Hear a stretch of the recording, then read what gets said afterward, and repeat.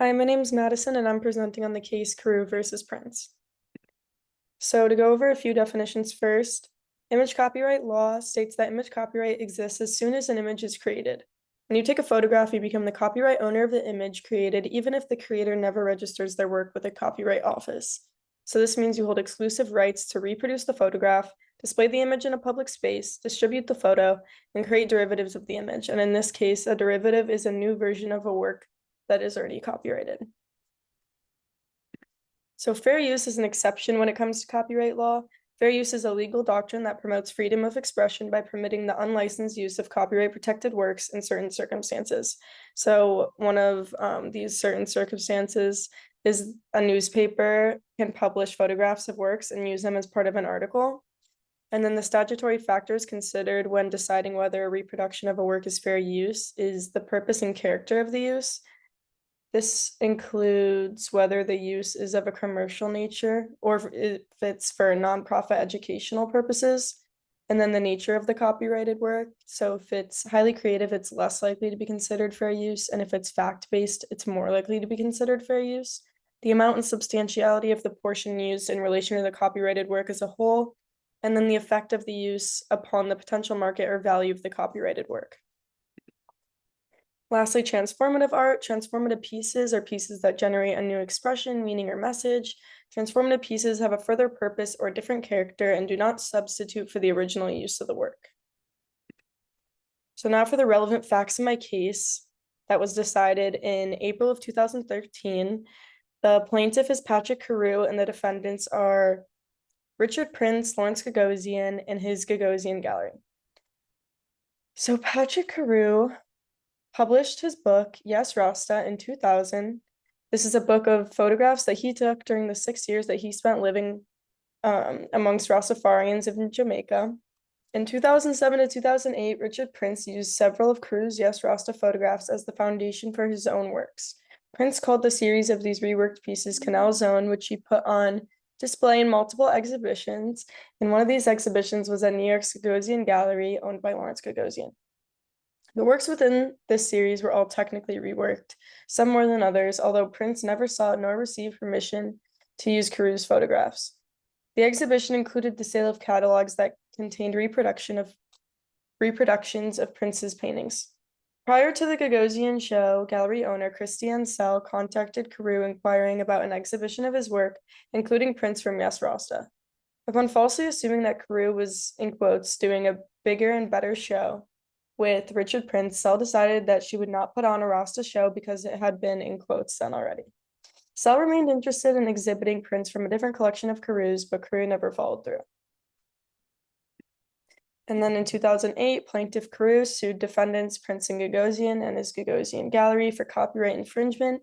The general argument in favor of the defendants argued that Prince's works are transformative of Carew's photographs and thus do not violate Carew's copyrights. Some arguments in favor of the defendants include the significant difference in audiences. Prince has sold paintings in the Canal Zone collection for millions, whereas Carew has not sold any significant, has not made any significant sales through his works. The entirely different aesthetics of the works. Carew's photographs are serene landscape and portrait photographs depicting nature in its natural state, whereas Prince's pieces are abstract pieces described as jarring, hectic, and provocative. A significant difference in scale. Carew's photographs were printed in a 9.5 by 12-inch book, whereas Prince's pieces measured to be about 10 times the size of the photographs. And then also argued in favor of the defendants is the significant difference in color palette, media composition, and presentation. And then Prince also testified that he doesn't have any real interest in what another artist's original intent is, because what he tries to do is to try and completely change it into something that's super different. So the previous case, just some background information. So this took place in 2011, and the court held that defendants' use of plaintiff's photographs to create appropriation art is not a fair use because it does not comment on the original photographs and is not transformative. The court also held that the gallery that exhibited and sold defendants' appropriation art is directly, vicariously, and contributorily liable for copyright infringement. So finding that all four fair use factors weighed against a finding of fair use, the court granted summary judgment for the plaintiff. And summary judgment is a final decision by a judge designed to resolve a lawsuit before going to court. So the conclusion and ruling of my case, for the reasons discussed, 25 out of 30 of Prince's works in his series Canal Zone were deemed to be artworks that make fair use of Crews photographs, meaning they are considered to be transformative pieces by generating a new expression, meaning, or message than the original. This means that the Second Circuit reversed the district court's summary judgment in favor of Carew and ruled in favor of Prince for the 25 works. The remaining 5 pieces that were sent back to the district court are titled Graduation, Meditation, Canal Zone 2007 and 2008, and Charlie Company. Those 5 artworks were remanded or sent back. As the U.S. Court of Appeals stated, we express no view as to whether the 5 are also entitled to a fair use defense.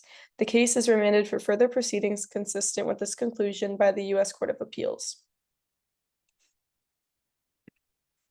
So the image on the top is Canal Zone 2007, and then the image on the left is Graduation 2008. And those 2 works are a part of the 5 works that were sent back to the district court. And that's like part of the reason why the case is remanded for further proceedings. It's 2 of the 5 paintings that were sent back, and the one at the bottom right was not flagged. So the issues was the United States District Court of New York wrong for granting summary judgment to Carew on the basis that Prince's pieces did not comment on their original work and were thus not transformative. Number 2, do the statutory factors of fair use weigh in favor of or against the defendant? And 3, whether or not the new work is transformative and to what extent the new work is transformative in the way that it generates new expression, meaning, or message. And then the rules. The ultimate test of the fair use doctrine is whether the copyright law's goal of promoting the progress of science and useful arts would be better served by allowing the use than by preventing it. And copyright is not an inevitable, divine, or natural right that confers on authors the absolute ownership of their creations. It is designed rather to stimulate activity and progress in the arts for the intellectual enrichment of the public. And that's it. Thank you.